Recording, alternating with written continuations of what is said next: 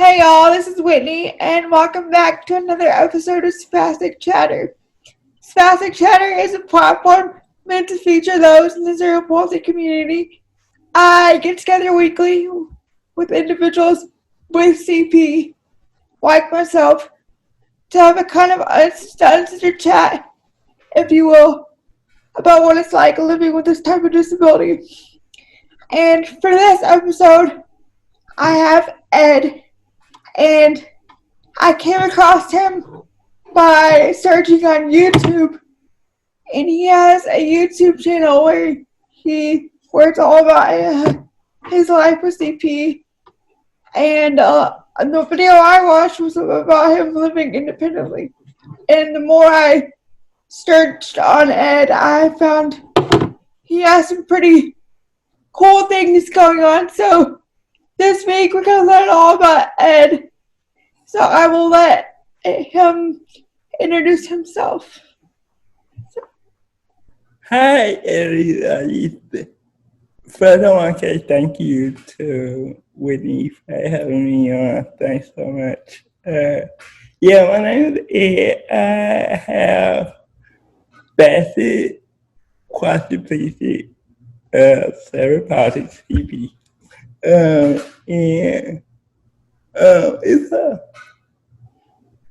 Let's see, I got everything going on, like Whitney just mentioned, YouTube. I also have a nonprofit organization called I Am Somebody Foundation, which is what I do to raise awareness of the CP community. Not just the CP community, but just the disability. I don't like that word.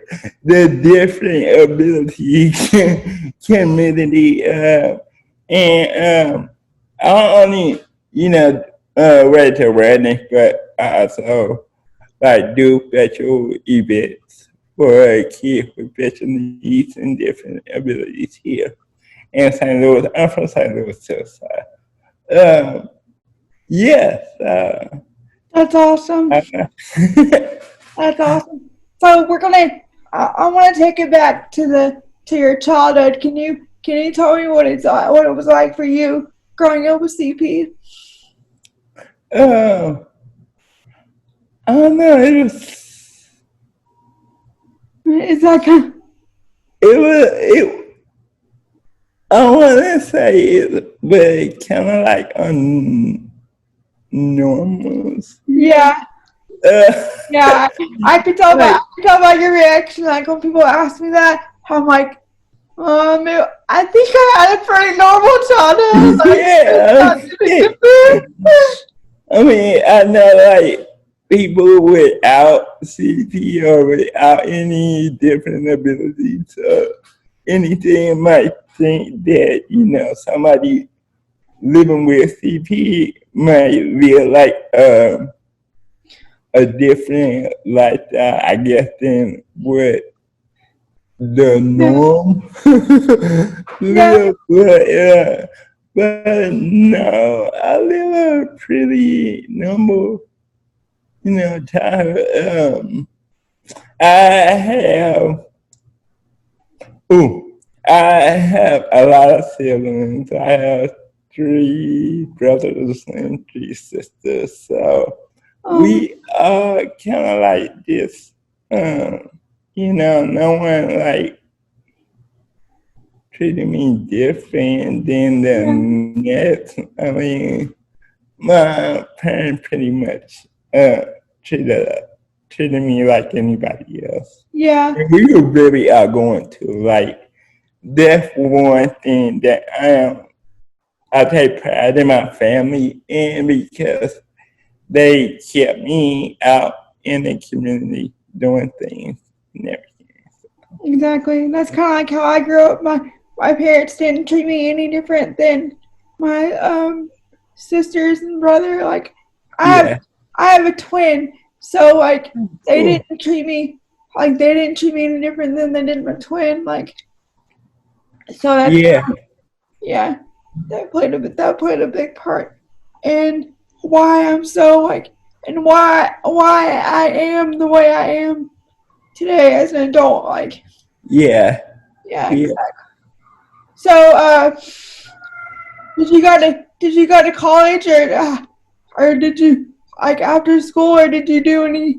How was your education? How was your like school experience, like your education and stuff like that? School things like, okay, so I did um, go through the special education for a school, Yeah, um, and um, that was typically because I needed like a lot of therapy and yeah, everything. So it's funny because I had opportunities to go through the the I don't know how to say it. I guess the typical or yeah, the regular classroom yeah, setting. My parents were just really freaked out about that though, because they didn't know like what to expect, like in all of that stuff. So they pretty much kept me in like in the school setting that I was in, because I guess they thought they were more, I don't know, more protected, more safe or whatever. But so yeah, I went through that, and after that, I did a little bit community college here, and yeah, after that, I pretty much, want to try this independent living thing yeah. Well, and try it out. I think you brought up a good point. I think is that is that like you said that you were in the special education system, but you went on to community college after school, and that's a big stigma for people with disabilities that go through the special education programs. That people assume that they can't go on to further their Yeah, yeah, that's and a big myth. that's not correct. And even though you went through special ed or whatever, however you want to put it, you can still that doesn't mean anything. Like you said, Yeah, it really doesn't. you were just in the system because you needed extra support. So Yeah, it doesn't like. I think that's good. I think that's a good thing to point out is that there's that stigma is not correct. You know what I mean? yeah, yeah. Yeah, Yeah, like just because you go through the better education school system, that doesn't mean that, you know, that you can't achieve higher education and goals afterward if that's what you choose to do. You can exactly. do it. Yeah. So I saw one video where you're talking about living on your own and independent living skills and things like that. Yeah. So how is that? How has that process been? It's cool. Like it's been a little while, not that long. A little while I've been in my apartment. I love it. I don't know. I just love being on my own in a way. Yeah, Being on my own in a you know, way. Get a taste of freedom.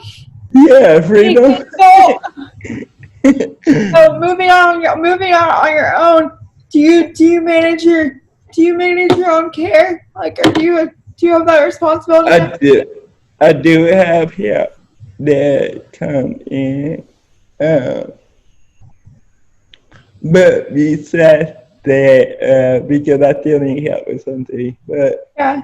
so I do have help that comes in, and not only that, again, okay, so technically, I'm on my own. It's in my own Yeah. apartment. But other than that, it's like it doesn't really feel that way because my family is still like around a lot. Yeah. I can relate to that. I was gonna ask you because again we have this warped perception of independence. Like how we want to be as independent as possible, but independent has a different meaning for everyone. Like my version of independence is different from yours. Yeah. Like so can you describe what independence means to you? Uh, to me, independent means I would say this, you know, going, going. I mean, like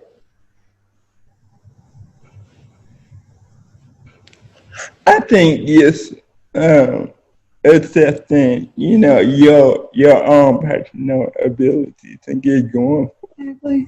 If that makes any sense. That makes perfect sense. Whatsoever. So just going, for what you allow your abilities to take you. I mean, Exactly. Yeah, that yeah, makes perfect sense. Because I just you can stop me if this is not like what if I'm going too far. But to me like in to me like uh if someone doesn't have like their physical independence, for instance, you still have your voice, so like you can communicate with your caregivers. yeah, You can you can be in you can be independent in that aspect. You yeah, can still have that feeling of independence, like, hey, I'm on my own. I'm managing my care. I'm doing all this stuff. I'm living yeah, for myself. Like that's still independence in my opinion. yeah. And honestly, that's why, cause you brought up one of the series that I do on my YouTube channel is independent living skill series Yeah, on my YouTube channel. Therefore, I kind of like created that little series just to show everybody that hey, um, this is what it's like for me, living on my own and living independently. Um, and I just wanted to,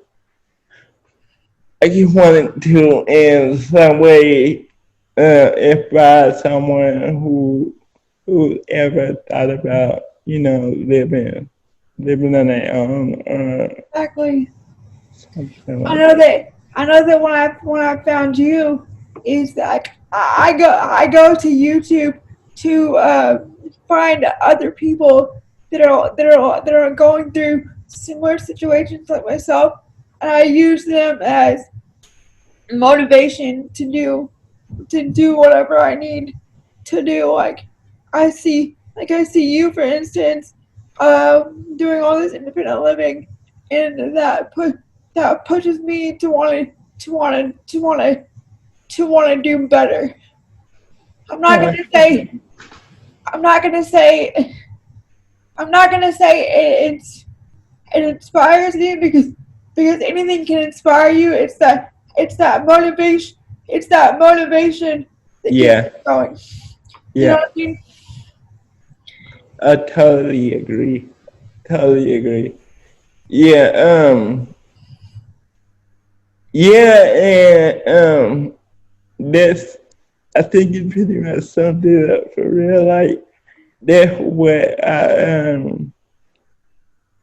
that's my motivation behind starting that series on my channel. Awesome. So Yeah. what made you want to get, like, when did you start getting into YouTube? And we kind of we kind of talked about what made you want to get into YouTube, but when did you start doing actually? So I Yeah. started my YouTube channel last year. Um, it's been a full year and a couple of months now. So I started my YouTube channel last March, I believe. And the YouTube channel kind of like, that whole idea came up on, I mean, on the concept of my foundation. Um, I have the I Am Somebody Foundation, which inspires and motivates kids with special needs to go after, what they want.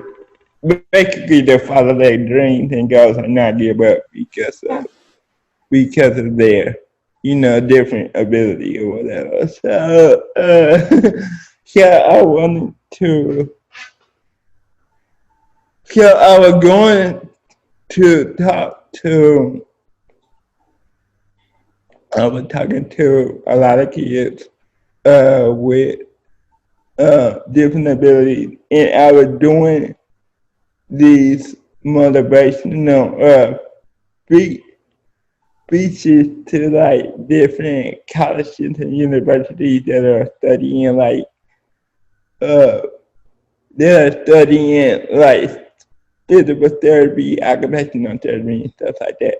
I was going and doing like a lot of speeches to them. So I just came up with an idea one day and thought it would be cool if I was able to show basically the audience and everybody that I was talking to kind of like show them how I do things on my own. Maybe that might give them, more motivation actually really to want to get out and someday That's to do awesome. their own thing. Too. That's awesome. So you mentioned your foundation. I am somebody. You want to talk about like what your foundation does? You kind of mentioned your reasoning behind it. But have you held any like events or anything like that? Yeah, I do. I have a couple events. One event I do in the summer is called sprinkles for kids. It's like a cupcake decoration party that I do for kids with different abilities and special needs. I usually do that like once in the summer, and what else? I do Christmas holiday event every every time around Christmas I do like a big holiday event That's for awesome. uh for kids with different abilities and especially too.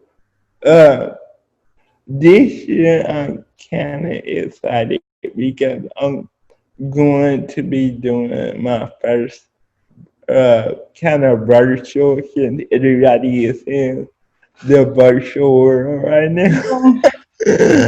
I'm gonna be doing like my virtual first virtual fundraising event. And it's gonna be to not only raise awareness but also, kind of like raise some money to keep the events that I normally do anyway, to keep them going. So for like the holiday parties and all of the other events that I do That's for very cool. for kids. And I will put the link to your foundation in the description so people can check it out. And I always towards the end of our interviews, I always ask my guests if they have any advice for other people going in similar situations. So, do you have any advice for someone?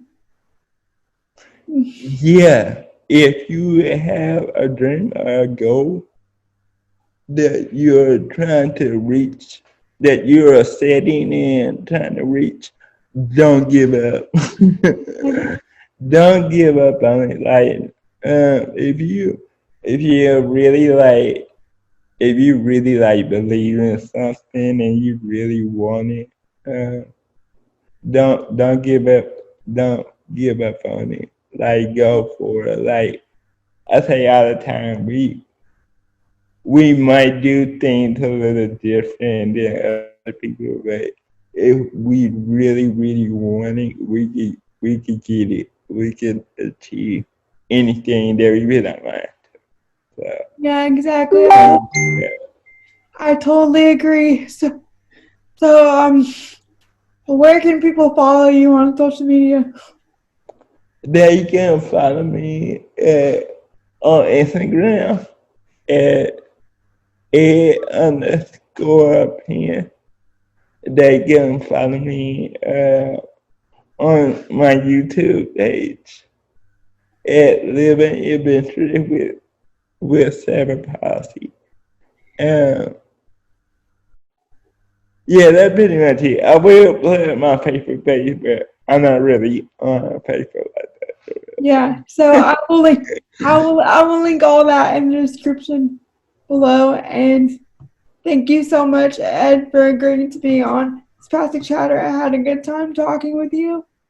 And Thank you for having me on. I believe your interview is going to help a lot of people, and your YouTube channel is going to continuing to help a lot of people.